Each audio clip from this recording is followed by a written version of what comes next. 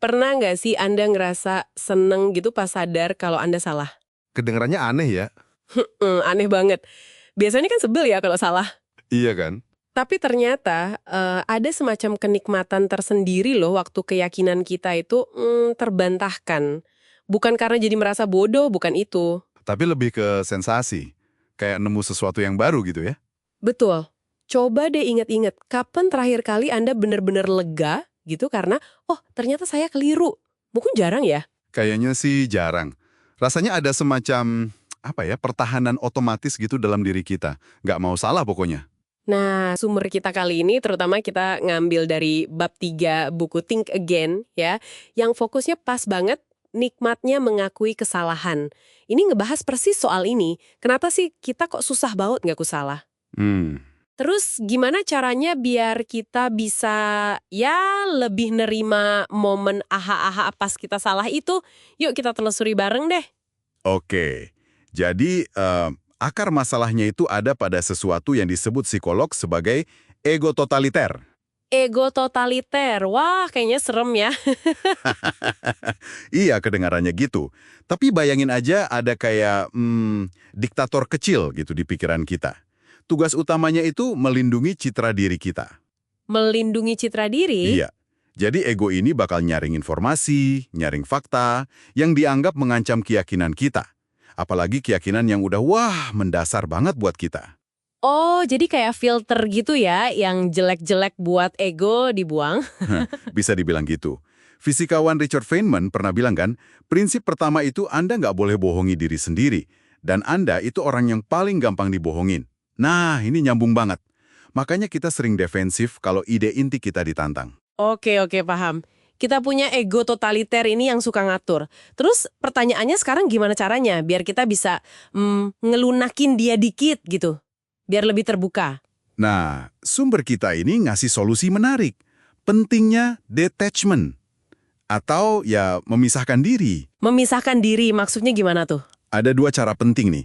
Yang pertama, pisahkan diri Anda yang sekarang dari diri Anda di masa lalu. Oh, jadi kayak ya udahlah dulu kan belum tahu gitu. Iya, kurang lebih gitu. Terima aja kalau diri kita yang dulu itu mungkin informasinya kurang, atau ya memang keliru. Ray Dalio, investor terkenal itu, pernah bilang sesuatu yang, wah nusuk sih. Apa tuh? Dia bilang, kalau Anda nggak ngelihat ke belakang, terus mikir, wah kok saya bodoh banget ya setahun lalu, itu artinya Anda belum banyak belajar. Wah, dalam juga ya. Itu soal kerendahan hati intelektual berarti ya? Betul. Dan jenis detachment yang kedua ini penting banget. Pisahkan opini Anda dari identitas Anda. Pisahkan opini dari identitas. Ini gimana maksudnya? Agak abstrak nih. Oke, gini. Jangan bangun identitas Anda di atas apa yang Anda yakini sekarang. Misalnya, saya adalah orang yang percaya X. Tapi bangunlah di atas apa yang Anda hargai secara fundamental. Contohnya? Nilai fundamental tuh kayak apa? Kayak integritas, rasa ingin tahu, keadilan, objektivitas. Nilai-nilai kayak gitu kan lebih kokoh ya. Nah, opini itu bisa dan bahkan seharusnya berubah kalau ada bukti baru. Oke, jadi nilai lebih stabil daripada opini. Ya, contoh gampangnya gini deh. Dokter yang identitasnya itu saya berkomitmen menjaga kesehatan pasien, ini kan nilai ya.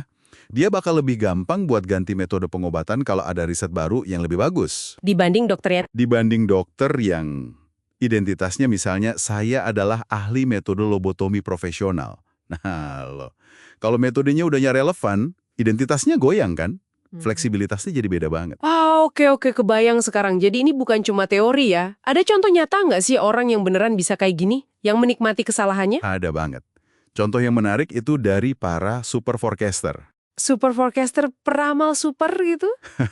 Bukan peramal gaib ya. Ini orang-orang yang secara konsisten terbukti akurat banget dalam bikin prediksi soal peristiwa global. Jauh di atas rata-rata ahli biasa. Wow, keren. Terus gimana mereka? Nah, yang unik, tokoh kayak Jean-Pierre Bougom sama Kirsten Morel itu justru bisa dibilang senang kalau prediksi mereka salah. Loh, kok bisa? Bukannya malah malu ya? Nyari-nyari alasan kenapa mereka mungkin salah. Persis, mereka aktif nyari disconfirming evidence. Ini bentuk detachment yang kuat banget dari opini awal mereka. Mereka memisahkan ego dari prediksinya. Wow. Nah, pencarian aktif akan kebenaran itu, kayak yang Anda bilang, ada juga kan di contoh lain yang kuat banget. Saya ingat kisah astrofisikawan Andrew Lyne. Oh iya, Andrew Lyne. Itu contoh klasik. Dia kan berdiri di depan ratusan ilmuwan lain di konferensi besar, terus ngaku kalau penemuan planet yang dia umumin sebelumnya, itu ternyata keliru, salah analisis data. Betul. Dan hasilnya apa coba? Jang gitu. Iya. Tepuk tangan itu bukan cuma buat jujurnya dia, tapi itu kayak pengakuan kolektif bahwa nilai kebenaran itu harus di atas ego. Itu inti dari yang kita omongin dari tadi. Jadi, ngaku salah itu bukan tanda kita lemah atau nggak kompeten ya? Justru sebaliknya, itu nunjukin integritas, kemauan buat belajar. Kayak kata Will Smith, mengambil tanggung jawab itu sama dengan mengambil kembali kekuatan Anda. Oke, jadi kalau kita tarik benang merahnya nih buat Anda yang dengerin, kemampuan buat ngaku salah, terus misahin opini dari identitas kita, itu penting banget ya berarti? Penting banget. Ini kunci buat fleksibilitas mental. Kemampuan ini bikin Anda bisa terus belajar, adaptasi, bikin keputusan yang lebih baik. Apalagi di dunia yang, ya ampun, berubah terus kayak sekarang ini. Inti dari berpikir ulang atau rethinking itu sendiri ya? Tepat. Dan sebagai kontras yang agak mengerikan ya, sumber kita juga nyinggung soal Manifesto Anna Bomer, tulisannya Ted Kaczynski. Oh, yang teroris itu ya? Iya, tulisannya itu contoh ekstrim keyakinan yang kaku banget. Sama sekali nggak ada celah buat ragu, nggak ada kemungkinan dia salah. Ini nunjukin betapa bahayanya kalau identitas kita udah nyatu plek sama opini. Nggak ada ruang buat mikir ulang, bahaya banget. Oke, jadi kesimpulannya jelas ya, merangkul kemungkinan kita salah itu bukan kelemahan, malah tanda kekuatan intelektual, kunci buat bertumbuh. Coba deh, pisahkan identitas Anda dari opini-opini spesifik dan bangun identitas di atas nilai-nilai yang beneran Anda pegang teguh. Nah, ini jadi bawa kita ke satu pemikiran terakhir nih buat Anda renungkan di rumah. Sumber kita kan banyak bahas soal nikmatnya ngaku salah di level individu ya. Iya, fokusnya ke personal. Tapi gimana kalau kita coba perluas ini ke skala kelompok atau budaya?